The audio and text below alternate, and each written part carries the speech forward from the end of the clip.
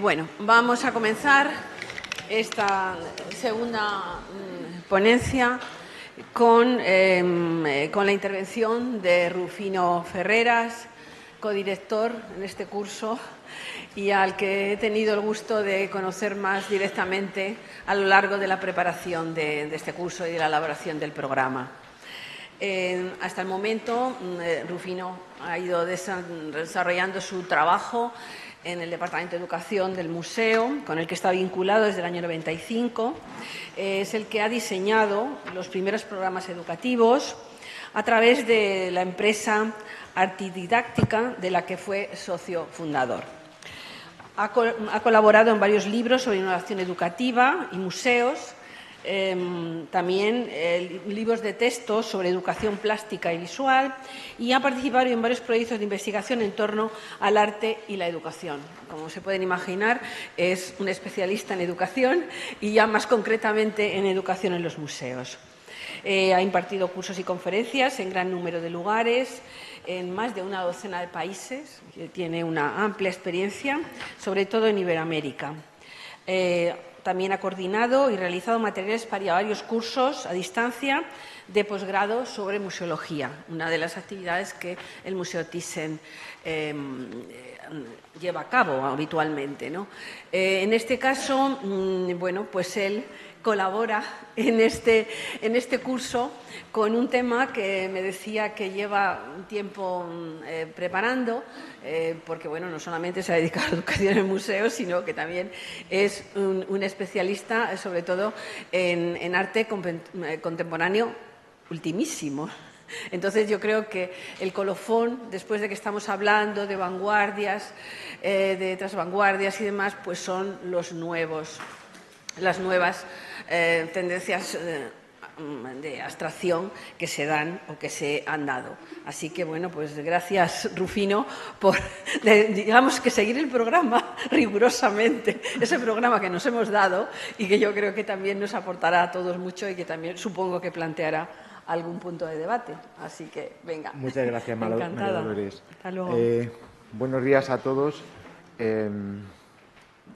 Yo, digamos que, en cierto modo, lo que voy a hacer es una continuación de cosas que habéis visto a lo largo de estas conferencias de ayer y hoy. Lo que voy a hablar es precisamente de eso que decía Fernando hace un momento, de la no historia, de ese periodo en el que ya no hay historia, sino que hay contemporaneidad, es decir, el momento, el ahora. Por lo tanto, no voy a hacer una conferencia que venga de la historia del arte. Yo procedo de muchas disciplinas, soy historiador, pero mi carrera profesional ha estado más ligada a la pedagogía, soy también pedagogo, y al arte. Yo soy creador, yo soy artista y también comisario de exposiciones de arte contemporáneo. Y desde esa perspectiva, no la de historiador, sino la de otras disciplinas, es la que quiero afrontar esta charla que os quiero dar hoy. La conferencia de hoy va a estar articulada a partir de una serie de palabras que definen o que entran en las definiciones que se hace del arte actual. Cuando empezamos a hablar de este curso, María Dolores y yo, además de que existía la posibilidad de que coincidiera en el tiempo con la exposición de Vasarely, se produjo un hecho muy significativo en la acción educativa del museo a primeros de este año. Trabajando con una serie de personas que colaboran con el museo en un momento dado, en las salas del museo y viendo las salas de arte contemporáneo, en particular las salas de constructivismo y neoplasticismo, hice una pregunta a personas con un gran nivel formativo, es decir, personas que tenían una licenciatura en Historia del Arte, algunas doctoras en Historia del Arte, catedráticas de instituto, bueno, gente con un nivel muy grande de lo que es el conocimiento del arte. Hice la simple pregunta de ¿qué diferencia creéis que hay entre el neoplasticismo y el constructivismo? Nadie supo responderme a esa pregunta. Me sorprendió muchísimo. Yo daba por hecho que es algo que aparecía en los libros de historia y que aparecía en el temario de los estudios que tienen que ver con todo esto.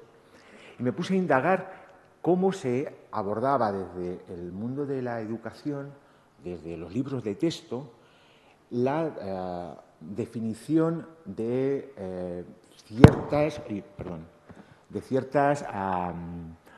ciertos lenguajes artísticos, en particular de la abstracción. Y me di cuenta, viendo un montón de textos y un montón de materiales, que normalmente la abstracción era concebida en los libros de texto, especialmente los que tienen que ver con la educación secundaria, como un movimiento. Y si bien es cierto que surge como un movimiento, en realidad va más allá que un movimiento. En realidad es un lenguaje del que parten y del que derivan un montón de submovimientos o movimientos, ¿vale? Quizás no tanto en la época en la que nos está hablando Fernando, pero sí por lo menos en la actualidad. Cuando hablamos de abstracción no podemos hablar nunca de un movimiento, sino de un conjunto de movimientos que lo que hacen es dar forma a un lenguaje artístico. No quiero hacer un mapa de una corriente artística concreta, ni un catálogo de las tendencias de abstracción. ¿Veis cómo me muevo mucho? En esta conferencia quiero mostrar que, aun siendo algo que parece muy monolítico desde el punto de vista educativo, es algo lleno de matices y de variables. Intentar un poco explicar de una manera sencilla, asequible, cómo hay una... digamos que la abstracción se mueve siempre en un lenguaje bipolar, en el que unas veces trata una cosa y de lo contrario, y otras veces trata otra cosa totalmente distinta y de lo contrario. Pero básicamente esta sensibilidad de la abstracción se manifiesta de dos maneras, ¿no? En lo que podemos denominar lo objetivo y lo no objetivo. La abstracción puede ser objetiva, y eso es lo que quiero demostraros a lo largo de la conferencia de hoy. Evidentemente, la abstracción, digamos, clásica, la abstracción, digamos, moderna, nos está hablando sobre todo, especialmente, de una abstracción no objetiva. En el siglo XX, y sobre todo a partir de los años 60 y 70, empieza a irrumpir otra manera de entender la abstracción desde un punto de vista objetual, es decir, que representa cosas, no representa solamente la pintura por la pintura, que es lo que ocurre en esa corriente de pintura no objetual, ¿no? Y sobre todo lo que quiero es contaros esa otra parte de la abstracción que no es una abstracción en la que el concepto es lo principal. Aún así voy a empezar hablando de esa otra parte de la abstracción que la podemos identificar con las corrientes minimalistas, en la que es importante, la obra de arte es importante desde el punto de vista morfológico, en la que los elementos morfológicos, los elementos de la composición pictórica son reducidos a estados mínimos de orden y de complejidad, ¿no? Hay una cosa también importante que es muy importante que tengamos en la cabeza, es que, como decía Fernando, la ruptura de la tradición, no que se produzca, como decía él, a mi modo de ver, cuando en los años 60, sino que, digamos que esa continuidad con la tradición queda más diluida porque no hay una perspectiva histórica, pero hay una continuidad de la historia, y es lo que también quiero enseñaros, cómo el artista contemporáneo sigue esa tradición y la está cambiando, la está haciendo evolucionar. Él decía una cosa, Fernando, hace un momento, que me ha gustado mucho, que estos artistas de las primeras abstracciones decían que cambiar la vida, o del surrealismo, perdón, decía cambiar la vida para cambiar el mundo. Es importante que tengamos en la mente una idea que está subyacente a todo el arte conceptual, y por ejemplo en la obra de Beuys es constante, que juegan con estos mismos términos pero los dan una vuelta. Ellos saben que no van a cambiar el mundo, lo saben, llegan a esa certeza, el mundo no lo podemos cambiar desde el arte, pero se conforman con una cosa, y es cambiar su lugar y el lugar del arte en el mundo. Eso es muy importante, cómo el arte deja de ser tan revolucionario con la sociedad en un conjunto para ser más revolucionario con el yo, con el lugar que yo ocupo en esa sociedad, ¿no? Y cómo me relaciono con ella. Esto, a ver.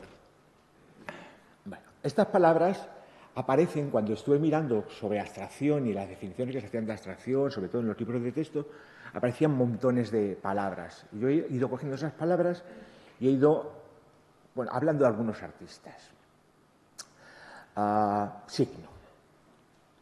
Signo, cuando hablamos de abstracción y cuando hablamos de esa morfología del arte abstracto, uno de los elementos básicos del arte abstracto es el símbolo, el signo, o sea, algo que está ahí para, bueno, en un momento dado representa algo. Sí tiene ese carácter objetual del que hablábamos antes de la abstracción, ¿no? Yo voy a hacer una conferencia que no, como os he dicho antes, no va a venir desde el mundo de la historia del arte, pero tampoco va a venir de la estética. Yo como creador, como artista, quiero trabajar el discurso de hoy desde el punto de vista de la poética. George Boyce, en Arte y Flujo, un libro que os recomiendo encarecidamente, que tiene editorial Caja Negra, editado hace creo que un par de años.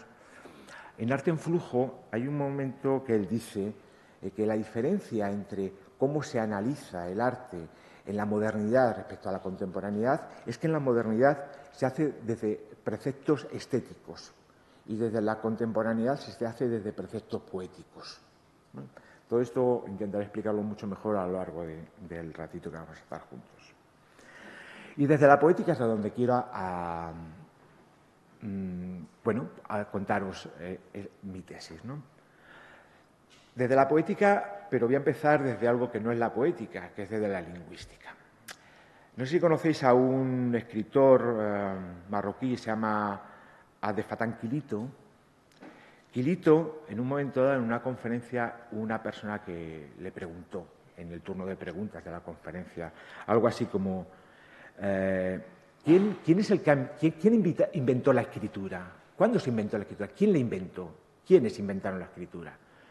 Y Quilito, que es una persona así como muy oriental, se quedó mirando un rato así al público y dijo, los animales.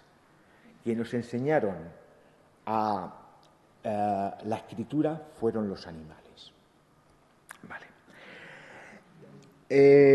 Naturalmente, claro, como ahora habrá pasado, muchos habrán dicho, en aquel momento mucha gente pensó, buscar un significado simbólico, ¿no? Pues es que tal animal, que es, ¿no? Y otra gente simplemente se rió, diciendo que tontería ha dicho el hombre este, ¿no? Esta ocurrencia, ¿no? Pero el marroquí continuó y dijo, pues tuvimos que aprender a leer las marcas que ellos dejaban. Él lo que nos decía es que en un momento dado alguien creó un código lleno de signos, de símbolos, con ninguna intención comunicativa, es decir, el animal no pisa en la tierra para dejarnos su rastro y poder cazarlo, sino que nosotros, a partir de ese símbolo, que tiene otra finalidad distinta, es decir, no tiene finalidad, nosotros, el ser humano, buscamos un significado a ese símbolo, una razón y una utilidad, en este caso, ¿no? Porque de esta manera podemos seguir las pistas del animal para poder cazarlo. En esta línea hay un mito celta, no sé si lo conocéis, es el mito de Aiofe. Aiofe era la esposa del rey del mar. Aiofe, hay muchas leyendas en torno a este personaje, pero hay una que es preciosa y tiene que ver con el mito de la invención de la escritura. Aiofe robó a su marido la escritura, robó la forma de escribir, cómo escribir. Y el dios, como todos los dioses que son muy iracundos, se enfadó enormemente con Aiofe y la quiso castigar. Y para castigarla, como era muy cruel, empezó convirtiéndola en una grulla. La convirtió en una grulla y para castigarla aún más, porque claro, es una mujer y hay que todavía machacarla más, pues encima la despellejó y con su piel construyó uno de los símbolos druídicos más importantes que hay, que es la bolsa de la grulla, que es esa bolsa que siempre llevan los druidas en la imaginería, esa es la bolsa de la grulla. La bolsa de la grulla tiene un simbolismo en todo el mundo druídico muy importante. Primero, fijaros que otra vez se ha relacionado el pájaro, la pisada del pájaro, otra vez de nuevo con la creación de la escritura. El dios del mar, con esa bolsa, la convirtió en una red. Hoy de redes vamos a hablar mucho, porque el arte contemporáneo no es algo lineal, es algo hipertextual, se va conectando constantemente con cosas. No tiene una linealidad, digamos, gutenbergiana, como el devenir histórico que hemos visto en otras conferencias, sino que viene hacia el pasado, hacia el presente. Hay como un discontinuo del presente muy curioso. Bueno, esta red es donde metió sus tesoros el rey del mar. Al bajar la marea, los tesoros se hicieron visibles, pero al bajar la marea se dieron cuenta que los tesoros habían desaparecido. Es decir, el castigo al final fue para el dios por haber querido ser el único dueño de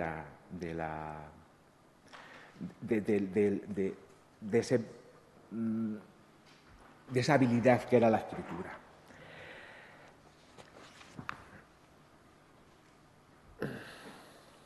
Bueno, tenemos la grulla. Cuando habéis visto las pisadas de las grullas, seguramente que todos habéis pensado en la escritura cuneiforme. Si os fijáis, las pisadas de los pájaros en la playa recuerdan escrituras antiguas, ¿no? Pero sigue el mito de los pájaros relacionados con la escritura a lo largo de todo el globo terráqueo, en muchos lugares. Yo solamente he elegido uno más, pero os animo a que sigáis investigando porque es muy bonito todo esto. Hay un mito chino de la invención de la escritura que cuenta Fuxi, que es el primer legislador del país y tal, que es alguien muy mítico en esto y tal, de la dinastía Tang, que se produce a partir del siglo VII al siglo X, si no recuerdo mal, seguramente que me estoy equivocando, pero bueno, por ahí, hacía mucho tiempo. Y este hombre afirma una cosa que es muy bonita. Decía que Fuxi, este legislador, tenía 4 ojos, ¿vale?, con los que podía observar simultáneamente el cielo y la tierra, la constelación Cui en el cielo y las huellas de los pájaros y las tortugas en la tierra que le inspiraron los trazos de la escritura china. Siempre hay un ir y venir entre el cielo y la tierra. Veréis que a lo largo de toda la conferencia hoy iremos del cielo a la tierra hasta llegar a esa representación de lo que no vemos. Porque, vuelvo a lo que os decía al principio, al fin y al cabo la escritura, como la enseñaron los animales, es algo que no era consciente por parte de ellos. Somos nosotros, los espectadores, los que vemos, los que queremos interpretar la escritura, los que damos un significado a las cosas. Del mismo modo, el arte tiene un sentido más, no cuando nos limitamos al sentido que solamente el creador ha pretendido dar a ese símbolo, a ese signo, a esa construcción, sino a la medida que nosotros somos capaces de construir una interpretación de lo que esa grulla llamada artista nos ha dejado en la arena del museo. Ay, que me voy. Yo voy pasando aquí mis páginas y creo que voy pasando las diapositivas. Estas son las cosas de Rufino. Mínimo. Esa es otra palabra que aparece constantemente, ¿no?, cuando hablan de la estación como reducción de formas, ¿no? Vale. Vale. A lo largo de las distintas culturas, lo simbólico ha aparecido constantemente. La representación de lo simbólico, perdón, lo que es la materialización de signos, símbolos, con un significado más allá de lo literal, de lo objetual, de lo que describe algo real, ¿no? En este caso os he traído una cosa. No sé si habéis visto una exposición que hubo hace unos meses en el Museo Etnológico en la plaza de Atocha, enfrente de la estación de Atocha, una exposición preciosa sobre tejidos africanos, y me quedé con estos tejidos, con los tejidos Kenté.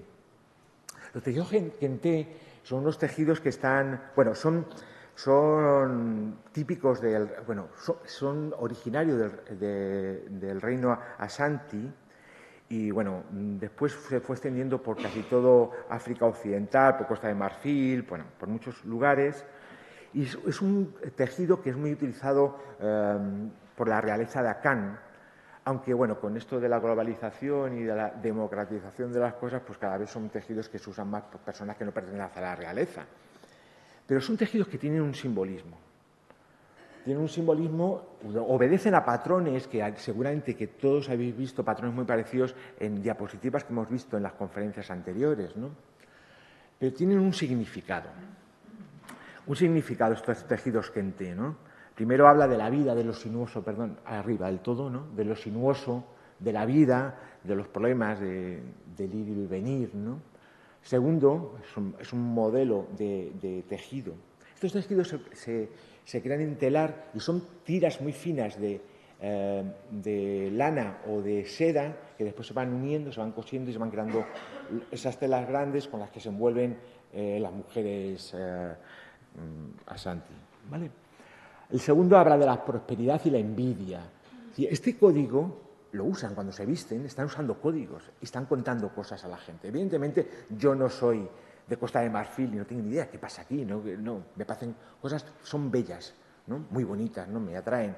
Y yo, por ejemplo, yo y mi mujer nos gusta mucho el arte africano, pues a veces hemos comprado telas, pero no sabemos lo que significa. Lo hemos comprado por un valor estético que no tiene que ver nada con su valor estético, un valor estético que hemos creado nosotros desde nuestros preceptos occidentales, pero no de los preceptos estéticos de las mujeres Asanti, ¿no? El tercero es la elegancia, la perfección.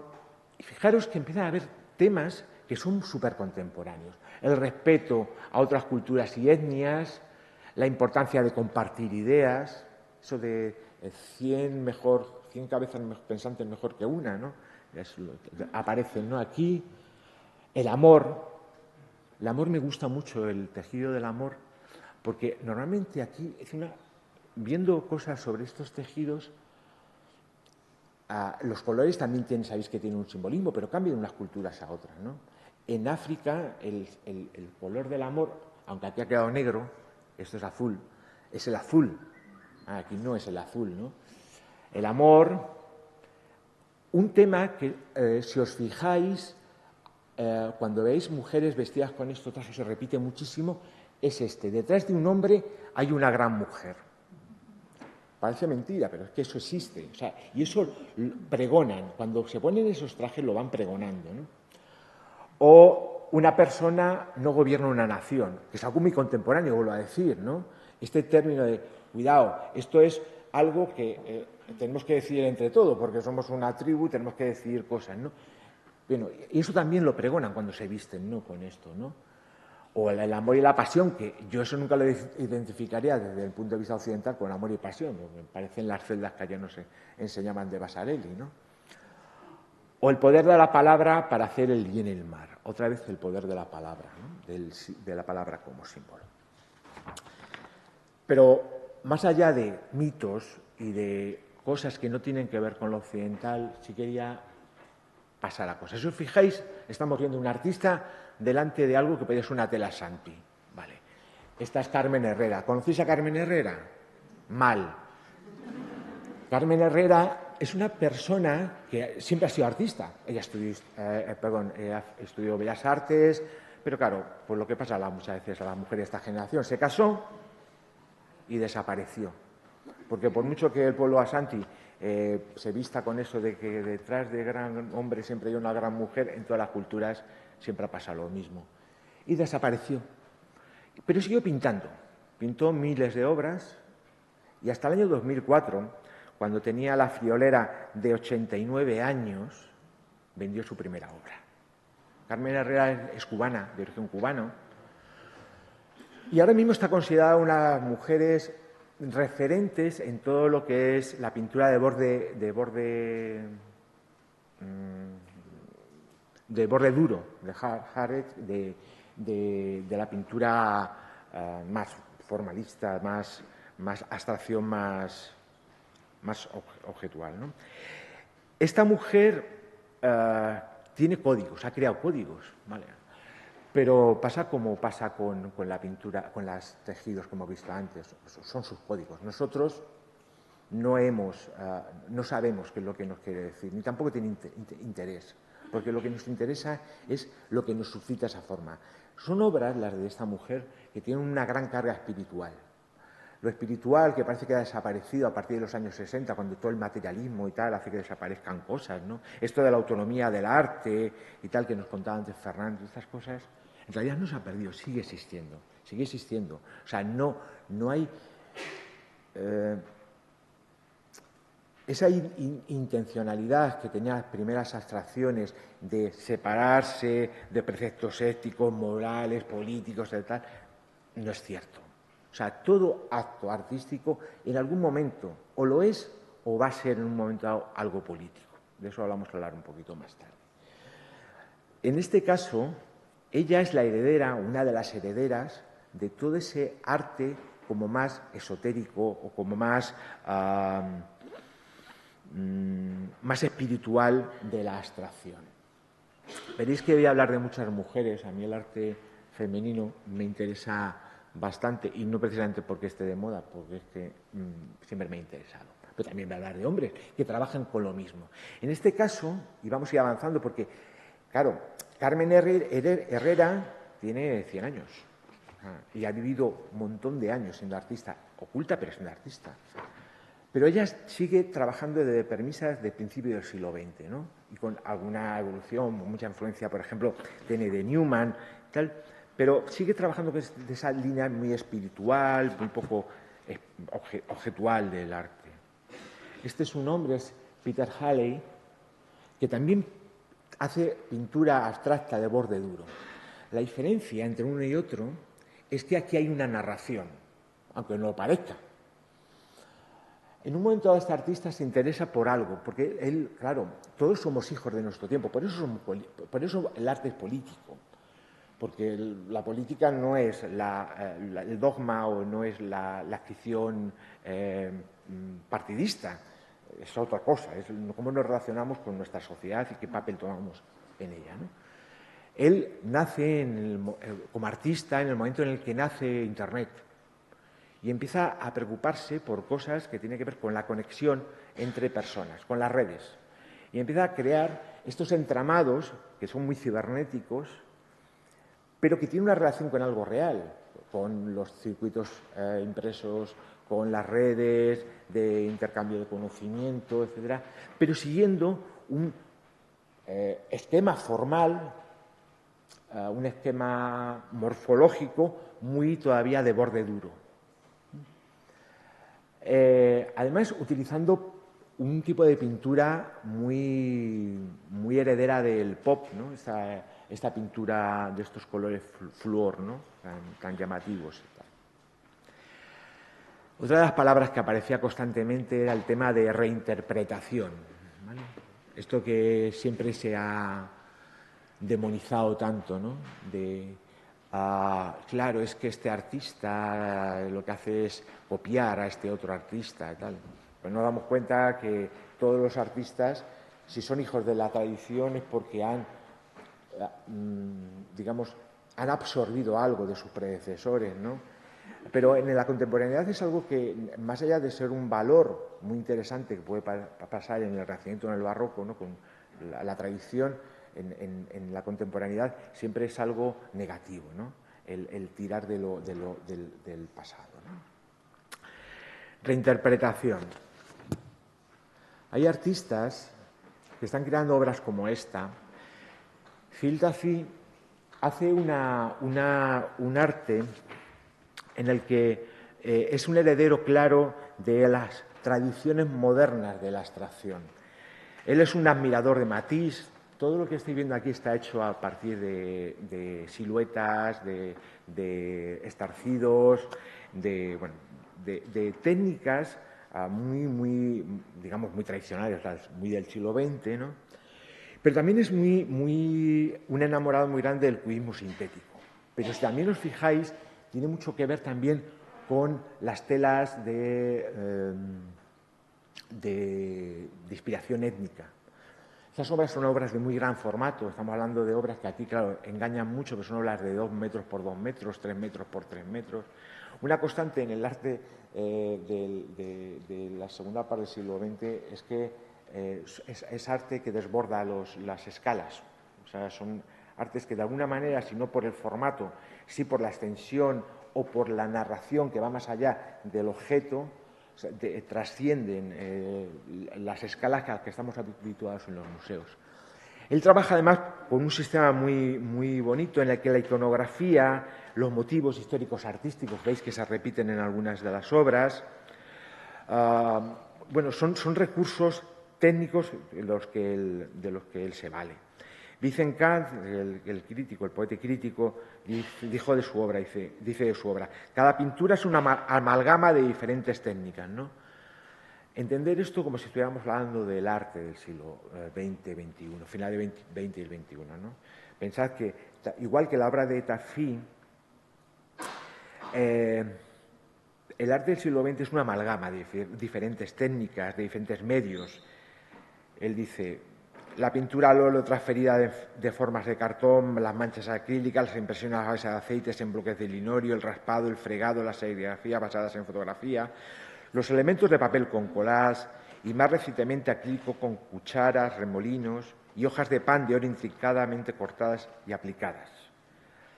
Lo que hace es hacer una estratigrafía de algo. Si normalmente la pintura en la modernidad es muy lineal, como os decía antes, y la linealidad también de su evolución, el desarrollo de la obra en sí mismo, no siempre, pero muchas veces, tiene un carácter de impronta, de momento determinado en el que capta una cosa. Y el arte de la contemporaneidad, en muchos casos, se basa en procesos que en muchos casos, como en el caso de la pintura, se produce por acumulación, sustracción, ¿no? Es como esos estratos que la historia nos deja para poder ver lo que ha pasado a lo largo de estos milenios en los que el ser humano está en la Tierra, ¿no? Artistas que también trabajan el tema de la apropiación, estaría Salma Arastu. Salma Arastu es una artista india. A mí me interesa mucho porque me interesa mucho el tema de la caligrafía, como has podido ver al principio con mi alegato de la invención de la escritura. Salma Arastu es una artista india que lo que hace es que aprovecha que nosotros no conocemos el significado de los símbolos caligráficos de su cultura y nos los presenta como algo ornamental, ¿vale? Algo así como lo que pasaba con la grulla. La grulla, o sea, Salma actúa como la grulla. Lo que nos hace, nos dibuja algo que nosotros le damos un significado, ¿no? Y es un arte como que va más allá del arte más racional de Carmen Herrera. Es un arte muy de gesto, ¿no? Muy de gesto, muy de expresión. Es decir, en cierta manera, esta artista es india, pero vive en Estados Unidos, y su formación tiene que ver con artistas que derivan de las corrientes de expresionismo abstracto. Lo que está haciendo es trasladando su lenguaje, su cultura, ideas que están presentes en cuestiones como el expresionismo abstracto. Hay otros artistas que trabajan de una forma más evidente el apropiacionismo. En este caso, Peter, no sé cómo se pronuncia, así que si hay algún holandés que me diga, porque esto es... bueno, es holandés y, bueno, evidentemente, pues tiene un referente claro. Aquí todos reconocéis a Mondrian. Lo que pasa es que él juega con Mondrian, porque esa es otra palabra que no aparece en las que yo voy a contar, pero que podría haber aparecido, que es la de jugar. El juego es muy importante. Y en eso, por ejemplo, tiene mucha conexión con la educación, el arte contemporáneo. Jugar. Él juega con Mondrian, con la ortogonalidad de Mondrian, con ese equilibrio, esas simetrías o asimetrías, esos equilibrios. Pero sobre todo esa ortogonalidad que nos hace ver, como decía ayer Guillermo, la obra como pegada con celofanes a un plano, ¿no? Lo que hace es que rompe esa planitud. Y lo que hace es que, como hacía Vasarely, hace con sus deformaciones de esos forúnculos que decía ayer Guillermo, lo que hace es que deforma el plano y nos introduce una tercera dimensión. de alguna manera irónica, está jugando con Mondrian, ¿vale? Irónico no significa irreverente o sin mostrar respeto por el artista, sino que el arte más contemporáneo, aun lo más crítico, tiene siempre un espíritu de jugar, ¿no? De jugar con el espectador y jugar con nosotros mismos. Pero, claro, cuando vemos una obra como esta, pensamos solamente en ese juego. Pero el arte contemporáneo, y es hacia lo que quiero ir ahora, aparte de todo esto formal y todo esto juego con las formas de la tradición abstracta, juega también con el concepto, ¿vale?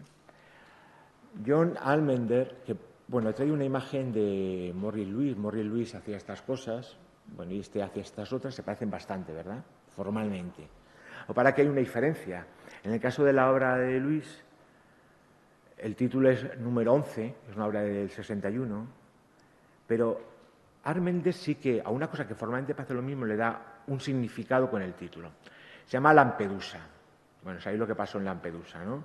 Tal, con los inmigrantes y todo este tipo de cosas.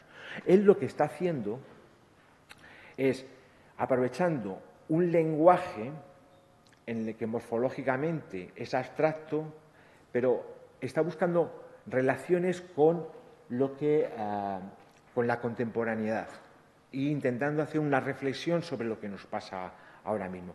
Quizás Almender no es el más claro para hablar de esto, por eso vamos a hablar de otras artistas, especialmente de mujeres, pero sí le he puesto aquí porque es el que más me parece que está a caballo entre esa parte, entre lo conceptual y lo minimalista, entre lo objetual y no lo objetual de los artistas que yo más así conozco, ¿no? Bueno, vamos a pasar a Morris Louis, que la traigo solamente como ilustración.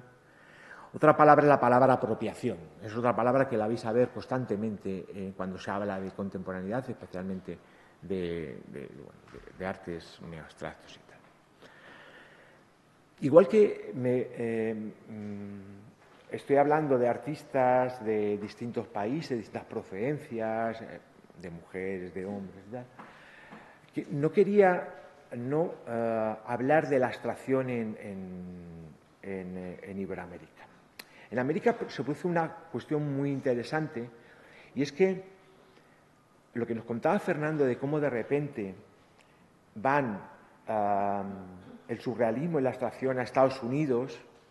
Claro, Fernando no ha contado el final de la historia, o por lo menos lo que se considera el final de la historia. No ha contado la apropiación que se hace por parte de la cultura estadounidense de cosas que llevan a los pintores surrealistas a los pintores abstractos. O si no, la absorción o la aceptación de esas premisas, su negación. ¿Qué quiero decir con esto? Cuando el arte surrealista y el arte abstracto llega a Estados Unidos, se produce un choque de culturas, ¿no? Y él apuntaba en un momento dado que Rusia no quería ese arte, quería otro arte distinto. Bueno, sí es cierto, pero se da cuenta Estados Unidos como gran nación, como la gran nación capitalista, que tampoco le vale ni lo que vienen contándole los abstractos ni lo que vienen contando los surrealistas. Sobre todo porque ideológicamente esa gente viene, entre comillas, contaminada, ¿vale? Y entonces crea una ilusión un poco de manera ficticia. No quiero decir que los artistas que pertenecen a esa especie de ficción lo hagan conscientemente. Creo que el sistema político los aprovecha. Yo creo que artistas como de la talla de Rothko, de Pollock, no sé, Cela, no se prestaron a eso, pero sí lo aprovecha el sistema neoliberal para crear un lenguaje aséptico, un lenguaje que no dijera nada, que no se mojara, que no se escribiera políticamente, que no criticara, que no cuestionara cosas. En Iberoamérica, y por eso las primeras exposiciones de expresión abstracto que se celebran aquí en Europa están auspiciadas por dos organismos muy importantes en la administración estadounidense, que son la CIA y el FBI, ¿vale? Pero claro, en América está pasando otra cosa. Políticamente estamos hablando de otras cosas. Y la abstracción pasa un poco desapercibida. Y no es hasta los años 80 en los que los artistas empiezan a preocuparse por la abstracción. Y empiezan a hacer obras como esta. Bueno, esta, estamos hablando de apropiación. Este es un artista venezolano, de origen ucraniano, creo, bueno, no me hagáis caso, de origen del este, judío, que lo que hace es que crea obras de arte a partir de objetos que va recuperando de la basura, ¿no? En este caso son paisajes que son muy constructivistas, pero están creados a partir de elementos de teselas, y en eso me estoy acordando de las teselas de ayer de Guillermo, ¿no? De teselas que encuentra en piscinas de las clases altas pudientes venezolanas, ¿no? Y crea paisajes de este tipo. En este caso, esta obra, el título es muy poético porque se titula, no recuerdo muy bien, creo que era algo así como, esperad que tengo que mirarlo porque mi mente es lo que es, Pedacito de cielo, que es muy venezolano, entre paréntesis cobalto, ¿no? Aprovechan en este caso elementos de la burguesía para hablar desde la abstracción de algo, bueno, en lo que la gente puede preguntarse cosas. Pero si hay un artista interesante es este artista peruano, Armando Andrade Tudela, que él trabaja de la abstracción, desde la apropiación de la abstracción, pero de una abstracción un poco curiosa, porque es esto que Greenberg decía de homeless abstraction, de la abstracción hecha en casa, ¿no? Estos son una serie que él hace, perdona, me voy a levantar porque ya no puedo estar quieto, una serie que él hace de fotografías sobre camiones en Perú, en su país, en los que hay motivos abstractos. Pero no penséis que son logos. No, los logos son otra cosa. Estos son decoraciones que los propios camioneros crean y con los que decoran sus camiones. No tiene nada que ver con los logos. Es otra cosa. Es ese homeless abstraction y tal, que él se aprovecha y crea su obra, su propia obra, que es un catálogo de imágenes así aprovechadas. Porque también existe esa abstracción de andar por casa, ¿no? Y son artistas los que se aprovechan de ellas para hacer estas obras que son súper poderosas, ¿no? Y que más allá de contarnos una forma, al estar contextualizadas como fotografía en un lugar como la carretera peruana, y en un lienzo como es el camión, el transporte de mercancías y tal, adquiere una dimensión simbólica mucho mayor que la formal solamente, que la que, por ejemplo, podía tener Carmen Herrera en la primera diapositiva con su obra u otros artistas que hemos estado viendo hoy. Otra de las ideas que aparece constantemente en esos libros que estaba mirando, sobre todo de bachillerato y tal, es interacción. Bueno, este año pasado comisariamos aquí desde la educación, que fui uno de los comisarios, pero bueno, fue una cosa muy colectiva en la que participó todo el área y gracias al resto del museo que siempre nos ayuda mucho. Una exposición que se llamaba Lección de Arte. Y una de las artistas de la que pusimos una obra fue esta artista brasileña, Ribane Neuschwander, también tiene tela el nombre, y Ribane lo que nos ofrece es algo que formalmente, para alguien que no sepa el significado de las pisadas de las grullas en la arena, va a ver como algo totalmente abstracto. Esto no es muy diferente a lo que veíamos de Luis antes o lo que veíamos de otros artistas, formalmente. Luego, para que detrás hay algo, hay una narratividad, ¿vale? Y hay algo más, hay una interacción que modifica tanto la narratividad como la morfología de la obra. Estamos hablando de obras en las que hay mucho más que solamente el hecho de el ofrecernos a la vista algo formal. Nos ofrece la capacidad de poder participar, de transformar. Ribane lo que hace es que aprovecha una cosa que ocurre en Salvador de Bahía, en una iglesia, no recuerdo su nombre, en la iglesia estas pulseras que dan en las playas de tela y tal.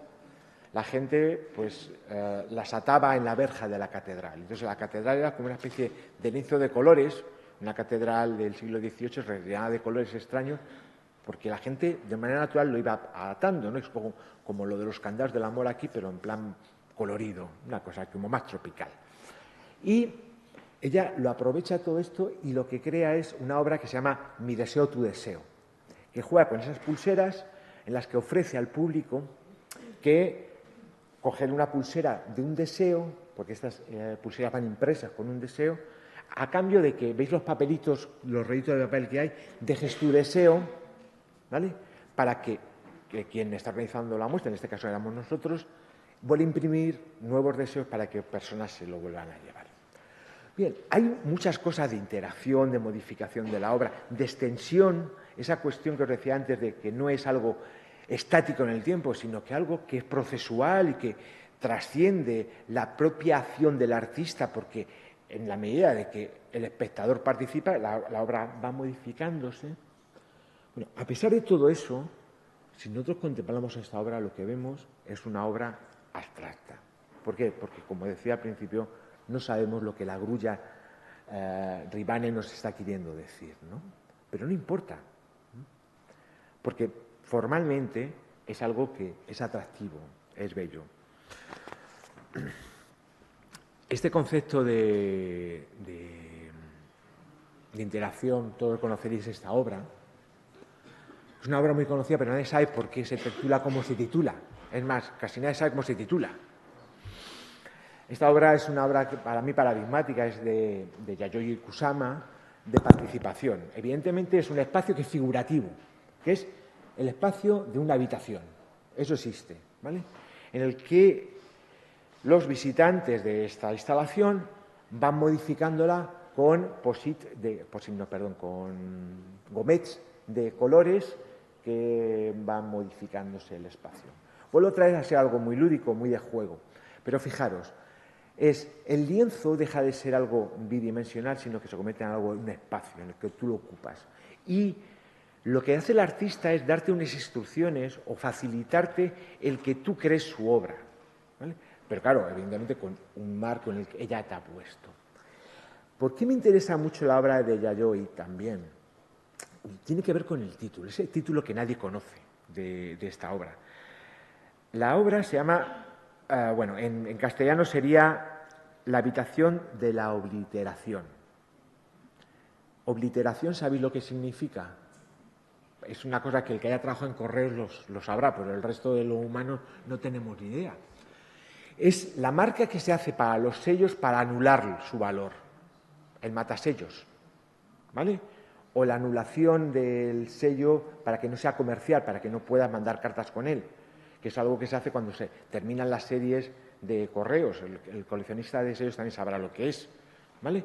La obliteración, de cierta manera, lo que está proponiendo a los visitantes Yayoi es crear obliteraciones de los espacios que nosotros concebimos como algo habituales. Crear una abstracción a partir de algo que es muy cotidiano, muy normal, una habitación, y convertirlo en algo totalmente distinto a partir de este sellado que anula su significado y su valor como habitación, ¿no? No sé en qué hora vivo. Síntesis sería otra de las palabras. Síntesis es otra palabra que aparece también constantemente.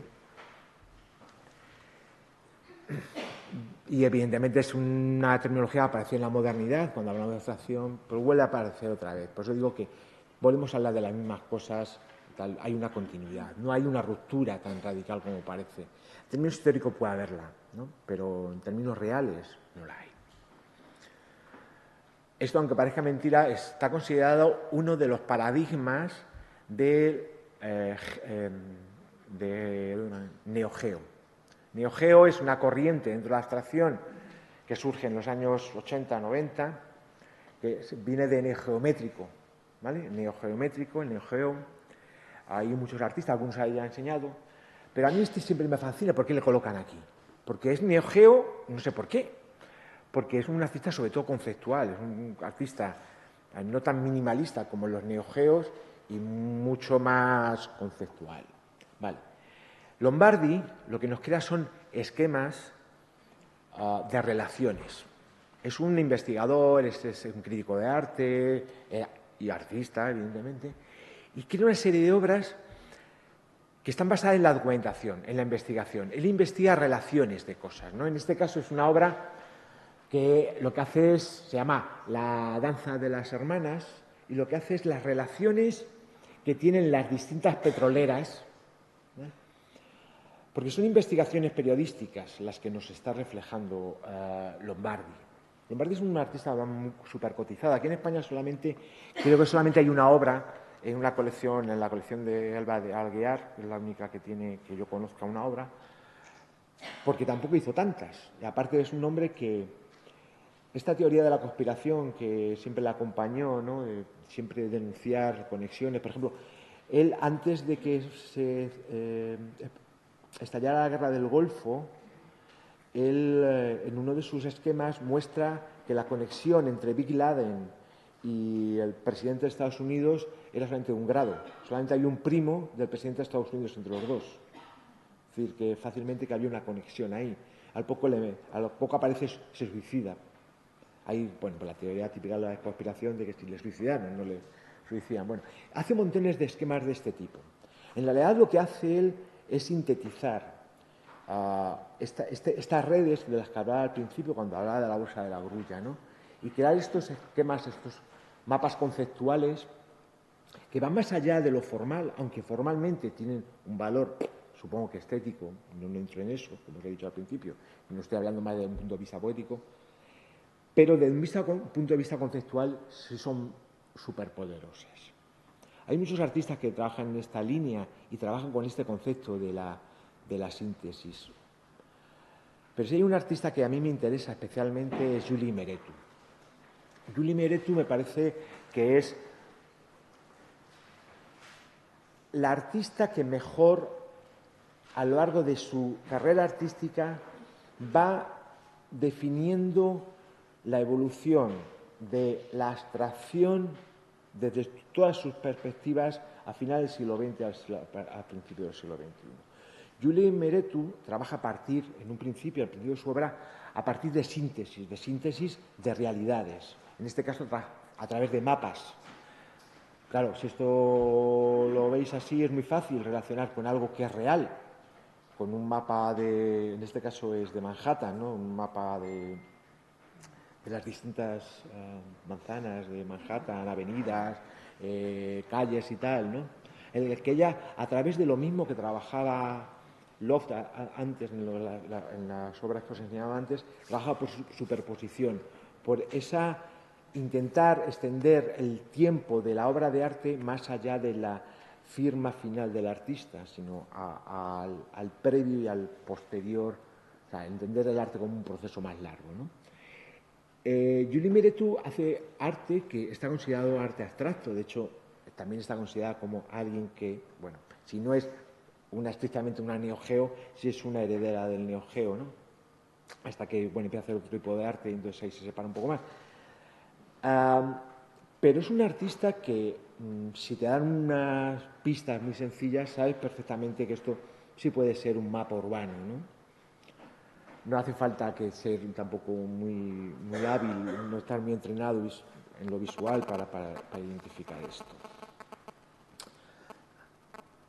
Julie Mehretu me interesa por otro tema más que el que os comentaba antes, ¿no? Julie Mehretu me interesa no solamente por la síntesis, sino me interesa por la complejidad. Este término, por ejemplo, es un término que casi no aparece cuando hablamos de abstracciones ni de arte contemporáneo, ¿vale? Solamente aparece en algunos momentos, pero esta palabra para mí es la clave. La clave es la complejidad. No, lo decía Fernando antes, no estamos en un tiempo en el que hay adscripciones. No firmamos manifiestos artísticos 10 personas y nos montamos una barricada en Barcelona para hacer que triunfe el surrealismo. Vivimos en tiempos en los que el artista trabaja de una manera más individual y en la que no hay esas adscripciones, no hay formar parte de un colectivo, ¿no? Por lo menos no tanto como antes. Y Julie Mehretu me interesa por ese tema de la complejidad especialmente. Bueno, Julie Mehretu trabaja mezclando además muchos sublenguajes de la abstracción, ¿no? Dentro del lenguaje de la abstracción, ella lo que hace es que va mezclando estrategias muy gestuales y estrategias muy constructivas, y los va superponiendo. Por eso me parece tan interesante esta artista, porque lo que está haciendo es buscar una confluencia de esas cosas que se separaron tanto, que Fernando apuntaba, y que después eso, con el expresionismo abstracto y con otro tipo de manifestaciones en el siglo XX, pues hace esa especie de separación entre la abstracción no figurativa y otro tipo de manifestaciones más narrativas, más objetuales. Y hace obra de todo, pero lo que hace es mezclar, y mezcla por estratos. De cierta manera es como si fuera una especie de historia del arte del siglo XX, ¿no? En la que juega con lo gestual, con lo simbólico, con la tradición artística. Ella utiliza muchas veces retículas que provienen de esquemas compositivos del Renacimiento y a partir de ahí construye su obra, o recurre a elementos arquitectónicos del Renacimiento. No sé si en alguna obra se verá más claro todo esto, ¿no? Lo que está intentando es crear una especie de universo en lo que de lo que está hablando es de ella misma como parte de un proceso histórico, es decir, del pasado, de la historia, del arte, del pasado de la abstracción y del presente de la abstracción, ¿no? Bueno, esta fotografía la he traído para que veáis que no son dibujitos, son obras súper grandes, en las que trabaja con montones de técnicas como tafia, antes os he contado, por impresiones y tal.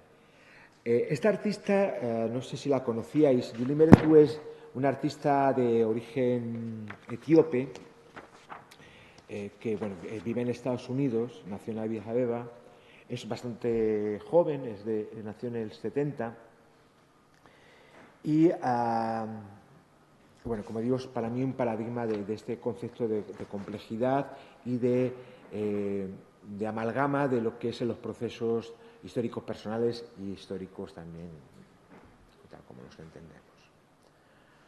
Evidentemente, aquí sí que se ven todo este tipo de tramas que tienen que ver con la tradición artística, ¿no? Como se ve el dibujo y se ve formas arquitectónicas, esquemas compositivos que están traídos del barroco, del Renacimiento, y que ya lo mezcla con la contemporaneidad. Pero más allá de lo formal, Julie Meretu nos habla de cosas contemporáneas. Ella no quiere hacer un arte basado solamente en el objeto, en elementos que morfológicamente constituyen discursos y tal, que no van más allá de una disposición de símbolos y objetos. Toda su obra tiene significados, y ahí habla de lo que es el arte conceptual también, ¿no? Toda su obra gira en torno a dos ejes principales. Uno es el entendernos como parte de un ecosistema, o sea, de un todo.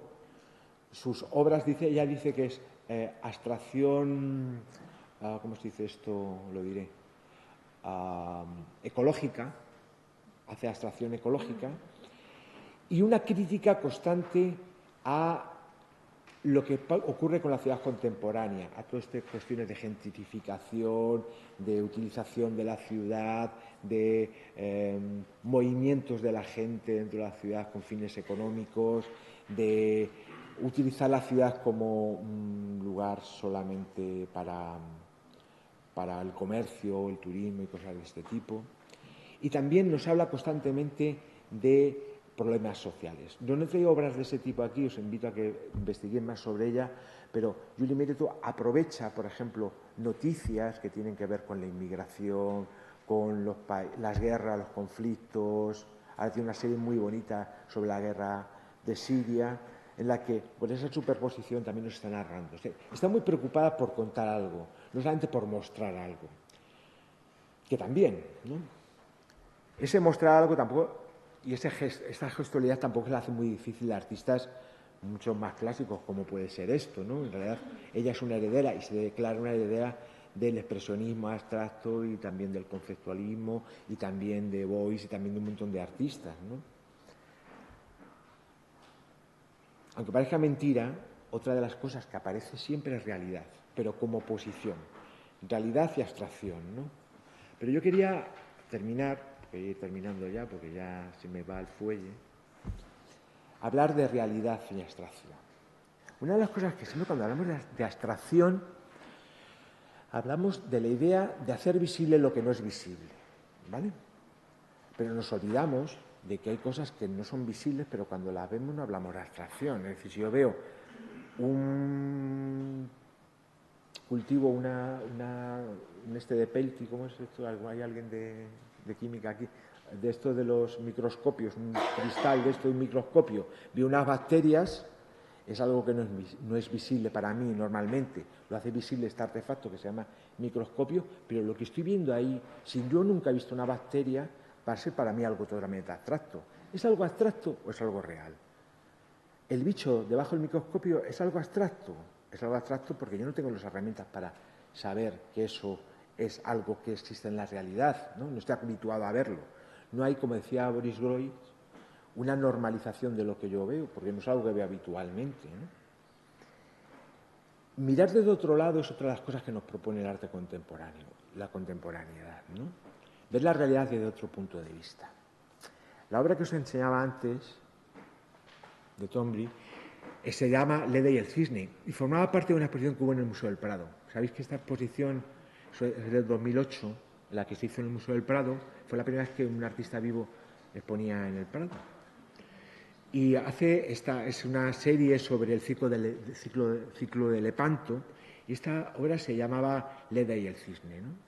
¿Sabéis el mito de Leda y el cisne? Otra vez un pájaro, ¿no? Aquí siempre aparecen los pájaros, esto es todo. Leda y el cisne también tiene que ver con el mito de la creación del lenguaje, ¿vale? Pero lo he traído por una razón, porque Leda, sabéis que tiene 4 hijos y 2 hijos son Géminis, son la constelación de Géminis. No me acuerdo los nombres, mi mente no da para tanto. No me acuerdo sus nombres, ¿no? Y os he traído un artista para terminar, un artista que formalmente vais a ver obra abstracta, y que va a recordar al artista como puede ser Rothko o puede ser otro tipo de artista, pero es un artista que lo que está haciendo es arte estrictamente naturalista, es arte representacional de la realidad. Este artista es Trevor Paglen. Esto sabéis lo que es. Géminis. ¿Vale? Él lo que hace... Perdonad, ya me voy, es que me está regañando Luz Helena porque es que no paro. Él lo que hace es que más allá de utilizar los ojos que normalmente hemos utilizado los artistas, va a utilizar otras herramientas para hacer visible cosas invisibles. Microscopios, telescopios, radiotelescopios, tal. Y crea obras de gran formato, que son impresiones en realidad, son fotografías, porque él, bueno, no se considera un fotógrafo, pero él está considerado un fotógrafo porque su medio es la fotografía.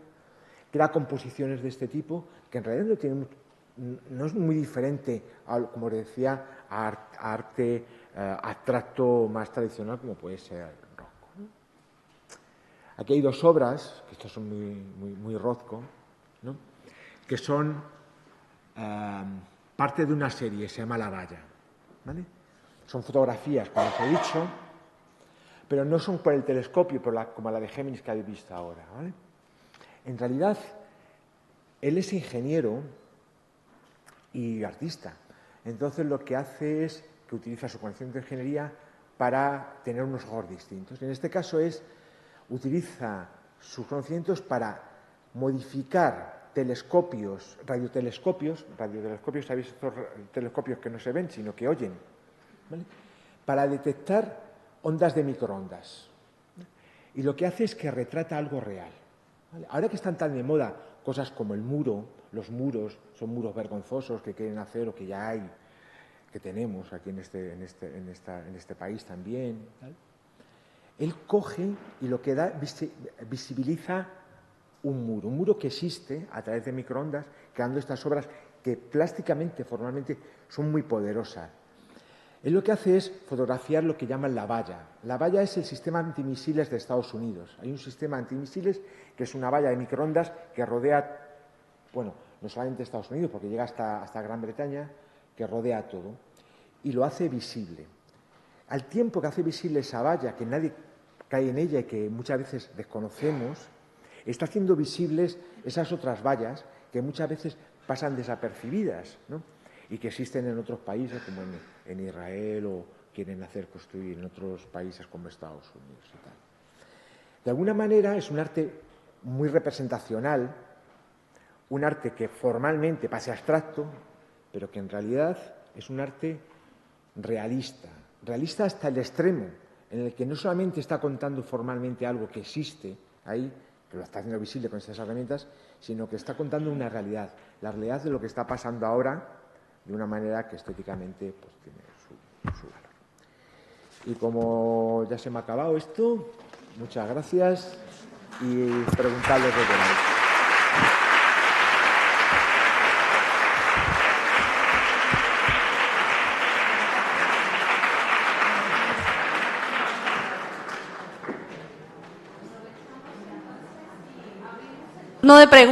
Abrimos el turno de preguntas.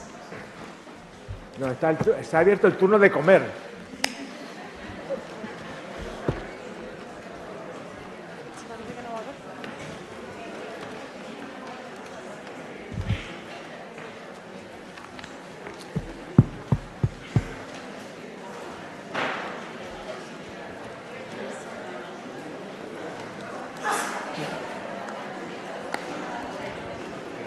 Hola. Hola. Quería preguntarle, en el último caso de Paglen, ¿en qué se diferenciarían sus representaciones de las imágenes que pueden aparecer en publicaciones científicas? ¿Cambia el color en algunas zonas? Tiene que ver con la intencionalidad. O sea, un astrónomo no hace la fotografía de la valla. La valla no es un objeto, digamos, astronómico. Es un objeto militar. Lo que hace es que transforma herramientas de astrónomos para localizar cosas que tampoco son visibles. Pero más allá de la imagen de... Bueno, la imagen de Géminis es que tiene un poco de truco. Cuando la he mostrado ahí es capaz de Géminis, pero en realidad lo que aparece en realidad es el sistema de satélites de comunicación militares. Es lo que fotografía es eso. Para que, bueno, como estaba hablando de Géminis, es relacionado con Géminis.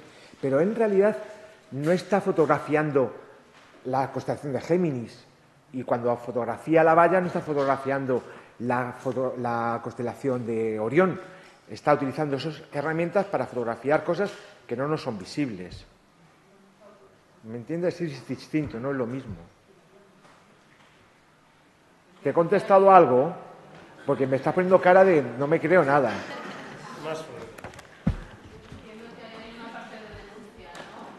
También la intencionalidad, claro. La intencionalidad, o sea, cuando Marta, gracias Marta, de verdad que yo sentí.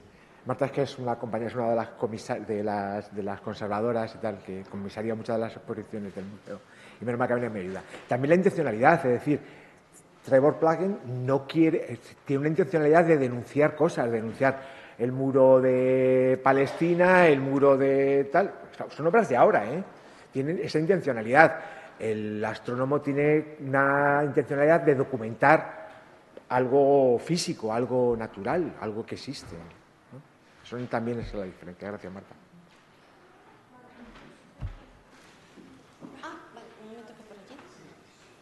Nos ha contado unos ejemplos bastante amables del arte contemporáneo. Por eso, antes de formular mi pregunta, me gustaría contarle dos secuencias algo irregulares, como es el ejemplo de la Bienal de Venecia, en el que expusieron a un hombre paralizado, babeante, y se consideró obra de arte, y otro, en relación a la conferencia de esta mañana del arte surrealista, en el que Dalí le cuenta a Breton un sueño de que le sodomizaba de forma placentera y como ya sabemos que no aceptaban a los homosexuales, se enfadó con él. Por eso mi pregunta viene a ser si usted ve en el arte contemporáneo como algo ingenuo disfrazado de terrorismo duro, o más precisamente si la radicalidad o la osadía, aun a riesgo de caer en contradicción, dejan de ser tales desde el momento en que rebasan ciertos límites. Mira, la intencionalidad del artista es algo, una elección personal. Lo primero que has dicho y tal, lo de arte muy dulce, muy suave, muy tal, bueno, es como tú lo veas. O sea, creo que volver otra vez a esa historia de que es algo que llevamos viendo siglos y tal, de que es más importante el arte político, el arte político, el arte que critica, el arte que no critica. Yo creo que todos los artistas, o la mayoría de los artistas que os he presentado, están haciendo una crítica. Lo que pasa es que son unos críticos elegantes, no son Dalí, que era un maleducado. Lo siento, es así, un maleducado. O sea, son críticos elegantes. Juli Meretu está cuestionando cuestiones que tienen que ver con su sexualidad, por ejemplo, constantemente en su obra. Ella es una de las artistas LGTB más influyentes en Estados Unidos y ha sido de las grandes defensoras en los años 90 de la dignificación de la mujer artista, y lo trata en su obra. Y cuando el último artista que hemos estado viendo, Trevor Pagler, está haciendo eso, está haciendo una crítica que otros artistas se han dedicado a pintar el muro pues con gente meando en él, ¿no? Pero él lo hace con otra elegancia distinta. No sé, yo creo que son formas de... Dalí era como era y, no sé, deciros, y Rothko era como era. O sea, cada uno tiene una manera de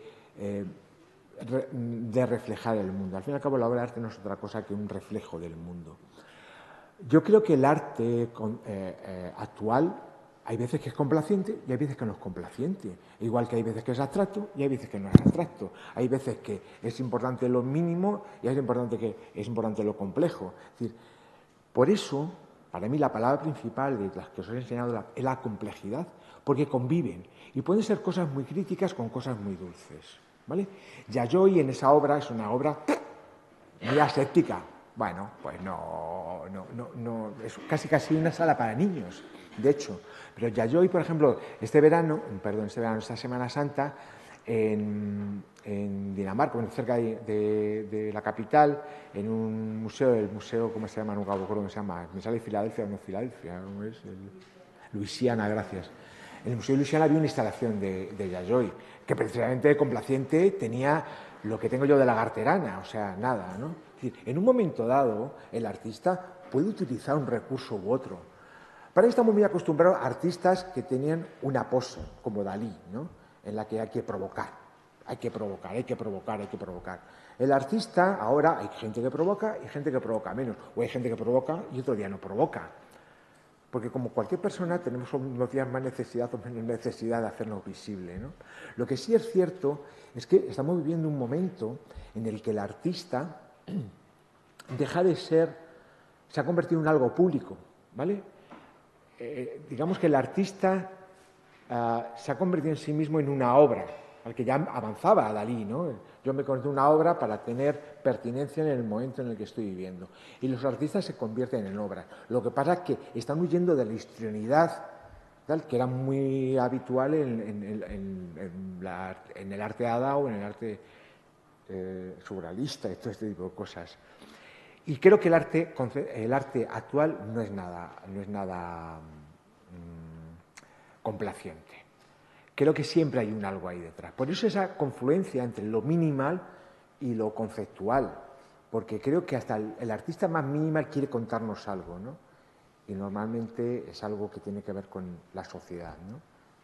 No sé si he contestado.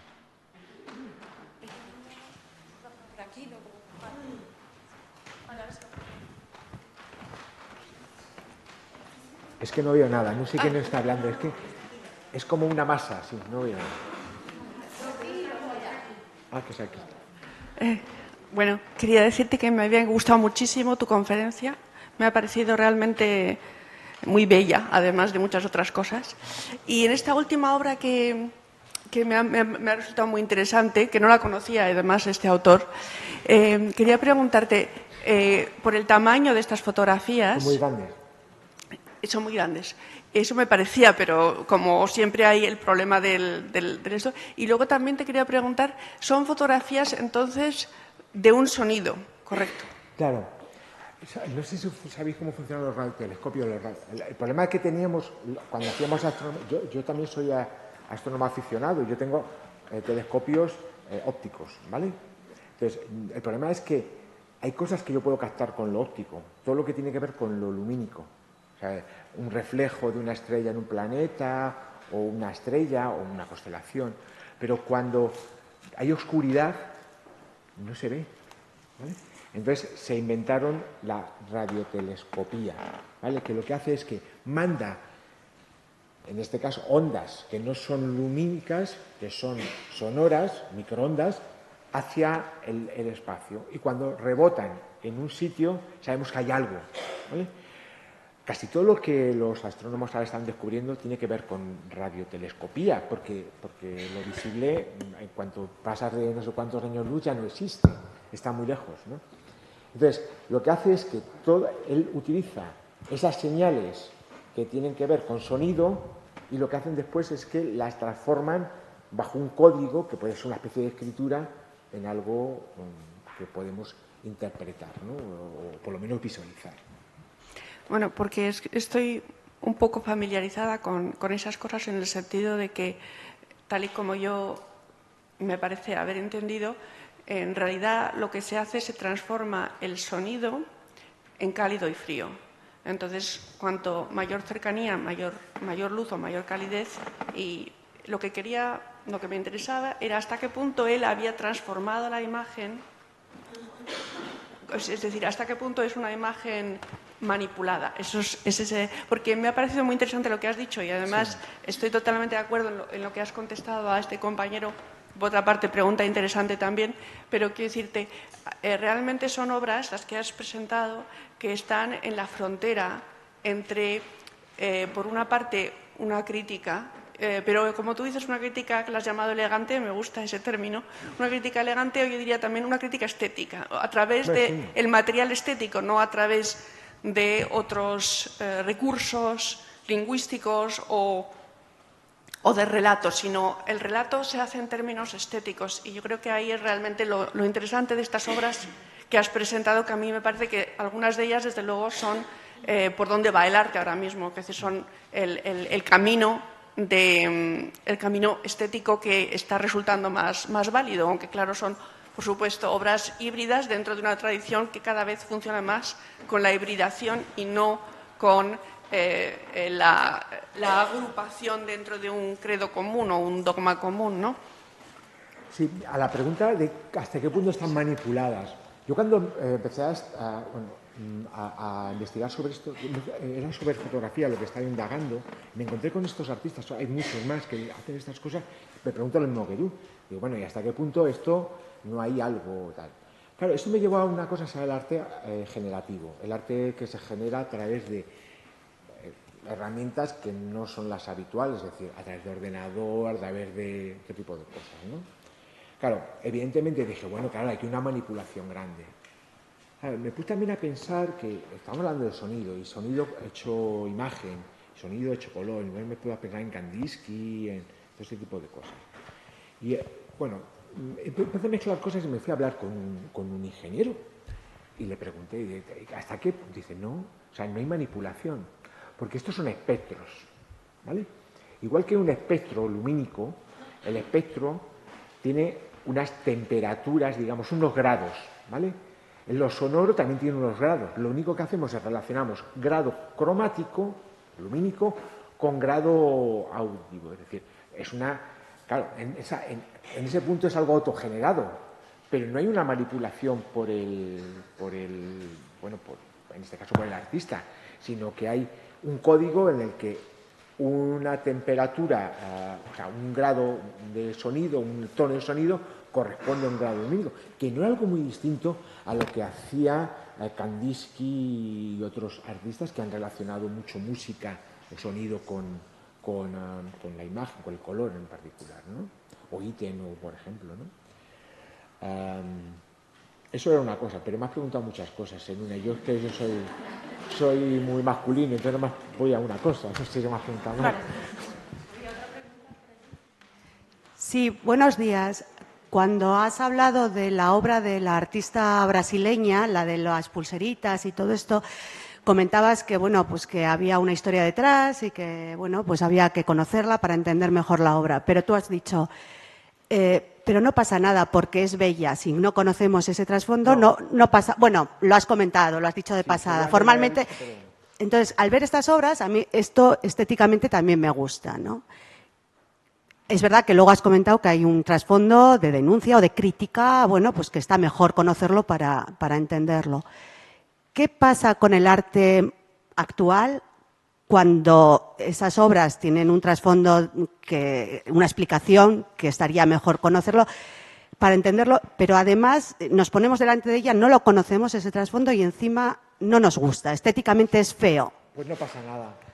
Ya, pero te quiero decir... Seguramente que ha dicho una barbaridad como la acaba de decir, pero yo digo muchas barbaridades. No, te entiendo, pero quiero decir que entonces no es un arte democrático, porque a la inmensidad de la gente hay que explicarle qué pasa con ese arte, o sea, qué tiene que ver, qué tiene que entender. Es un tema difícil, ya lo sé, pero tengo una inquietud con este tema, con el arte actual, yo.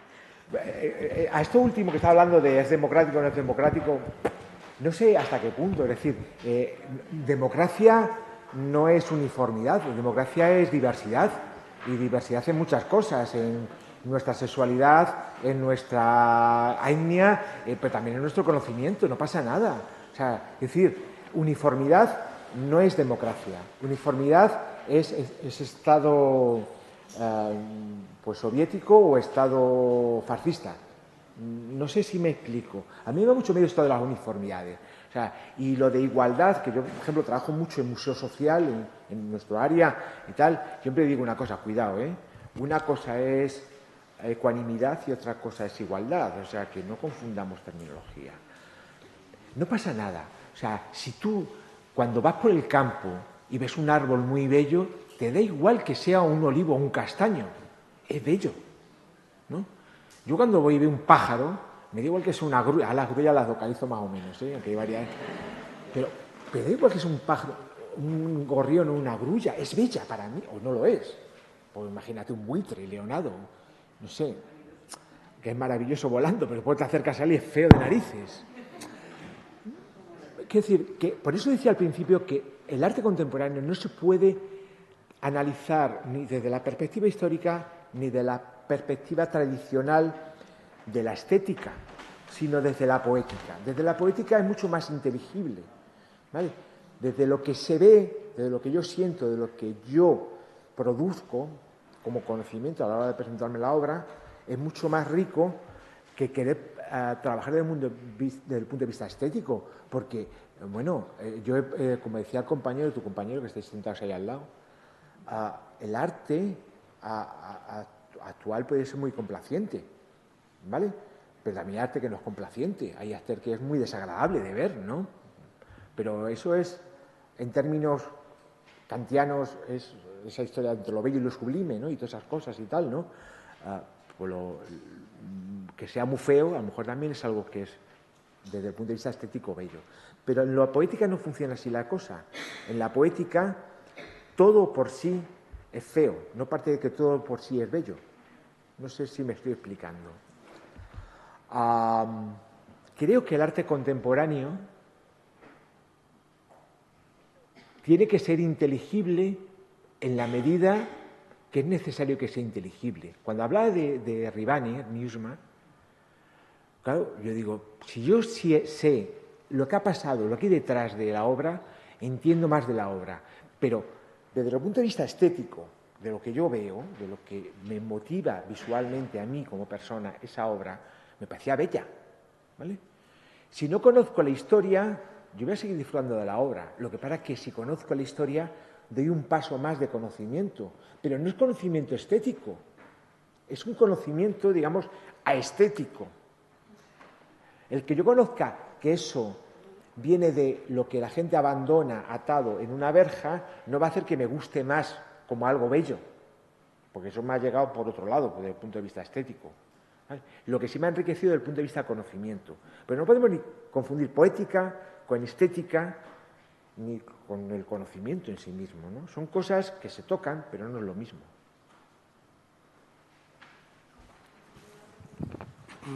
Perdón, no es... ¿Se me oye? No, Ivana. No quiero ser desagradable, pero tengo que decir que las microondas son ondas electromagnéticas que no tienen nada que ver con el sonido, que son ondas de presión. Soy física y no me he podido callar. Pues eso pregunta, ¿hay un físico? Porque siempre hay un físico cuando esto...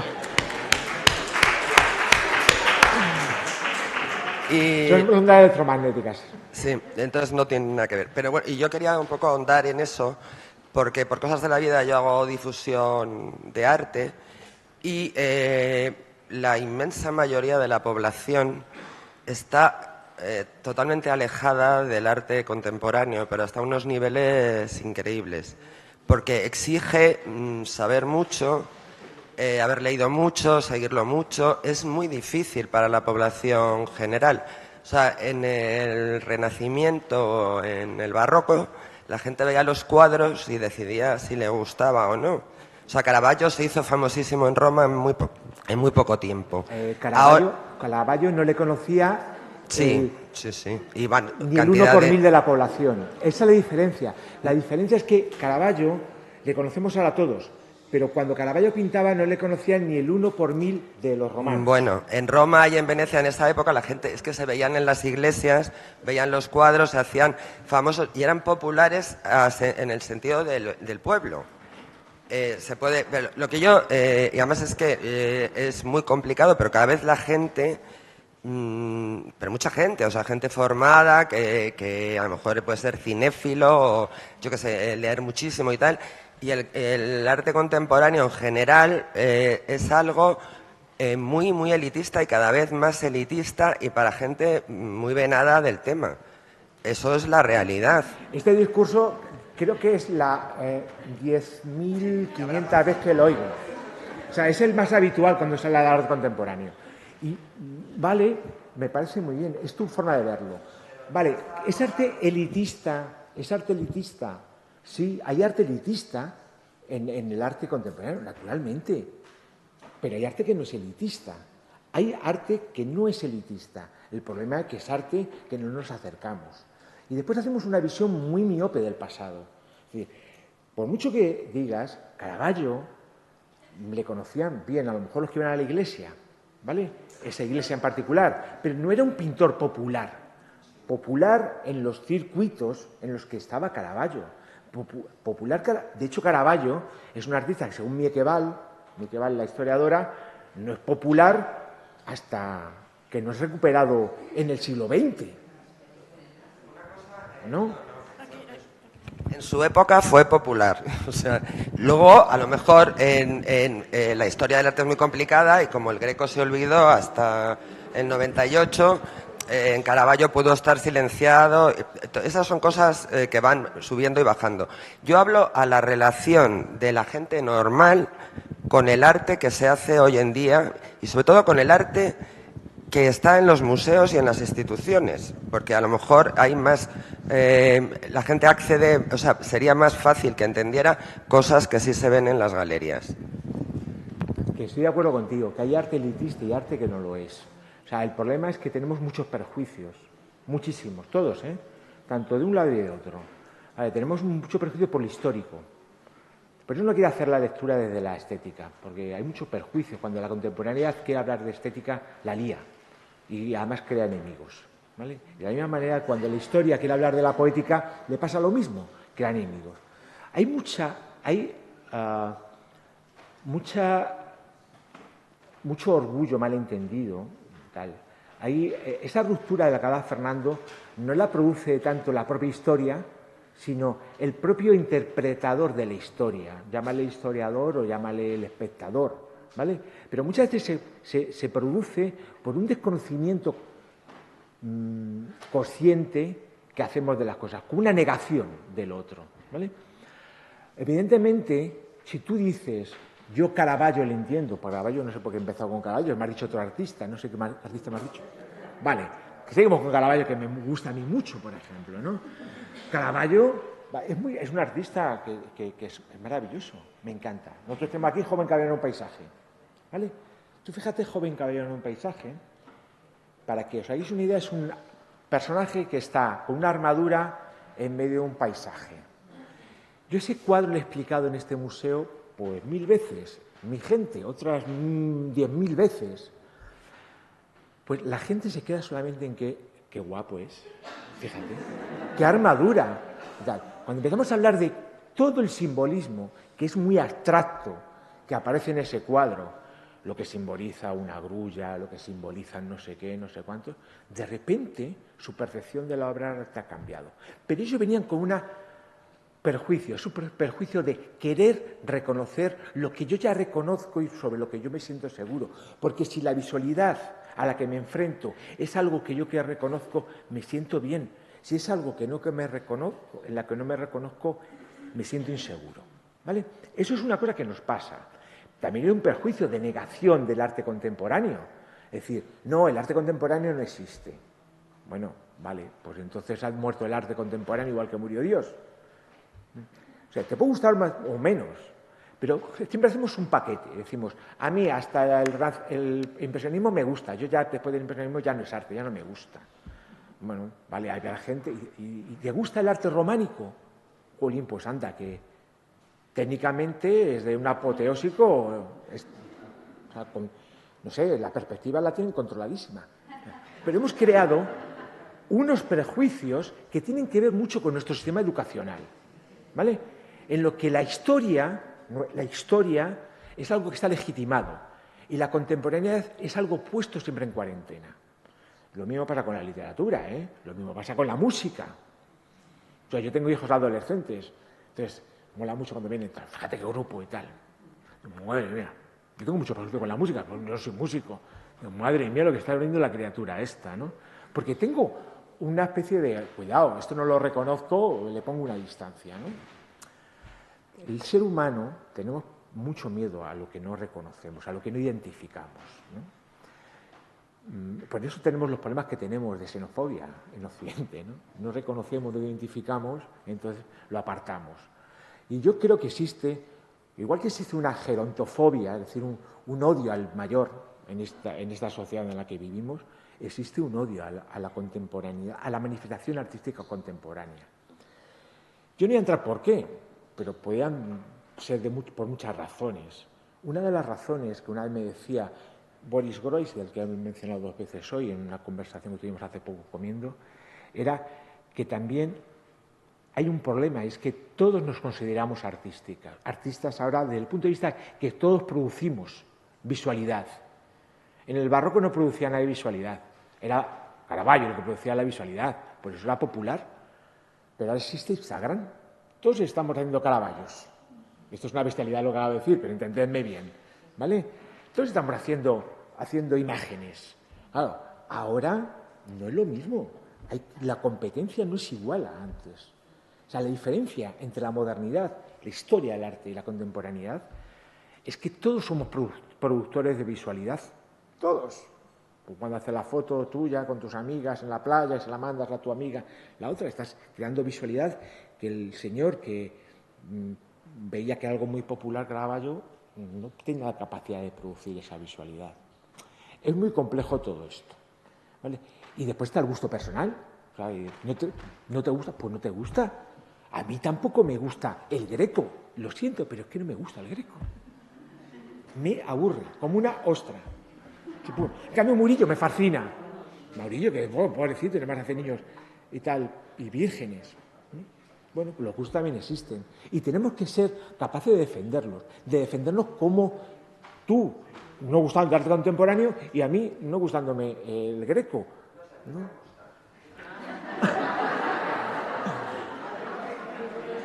Es que creo que hay una división total y cada vez mayor entre el arte contemporáneo y la sociedad. Fíjate una cosa. Es como cuando has hablado de música, la música dodecafónica. ¿Cuánta gente, se ha inventado hace más de 100 años, cuánta gente le gusta la música dodecafónica? Primero que la conocen, que esa es la segunda. Primero que la conozcan, muy popular. poca. Y yo creo que en el mundo del arte también ha habido una especie de separación entre el pueblo, la sociedad, la gente normal y lo que se produce y sobre todo lo que el mundo de la crítica del arte, los museos y las instituciones, la universidad y tal, da como lo importante. Esto es algo que tienes toda la razón. O sea, pero este discurso que estás teniendo, o sea, se iba repitiendo desde los primeros de final del siglo XIX que estaba comentando Fernando antes. sea, es un discurso que sigue ahí. Si hay una separación entre el arte y el pueblo, pero es que, jolines, es que ya existía antes, es que no es nada nuevo. El sistema educativo ha hecho mucho mal. Yo he articulado todo el discurso a partir de cosas que me encontraba en libros. Lo primero, el querer hablar de la abstracción, pero después también las palabras. O sea, el sistema educativo ha hecho que seamos unos... no tengamos las herramientas suficientes para poder enfrentarnos a visualidades no narrativas y no representativas. Porque nos han siempre educado en la identificación, en la descripción y en lo iconográfico. ¿Vale? En cuanto nos salimos del lenguaje que conocemos, de la visualidad que conocemos, ya nos perdemos. Pero no le pasa solamente a los pobres artistas contemporáneos. Es que, por ejemplo, el arte islámico, que yo estuve haciendo hace un par de años, una exposición tal, también era una cosa que, vamos, lo que pasa es que está dignificado en el libro de texto. Está ahí en un momento dado, que es en la Edad Media y tal, y no sé qué. Además, como son de otra cultura, no vamos a meter mucho con ellos, pero son bonitos, ¿vale? Pero artísticamente, ¿qué valor tiene para el occidental? Cero patatero. Tiene un valor, digamos, decorativo. Pero la historia del arte la ha dignificado, lo ha metido en la historia del arte, ¿vale? Por eso me decía esta mañana cuando Fernando hablaba de esto, de que si el arte, no el arte, tal, decía que esto es lo que estoy diciendo ahora mismo. Pero la educación artística ha hecho mucho mal a todo esto, mucho mal. Ahora está en la oportunidad de hacer mucho bien.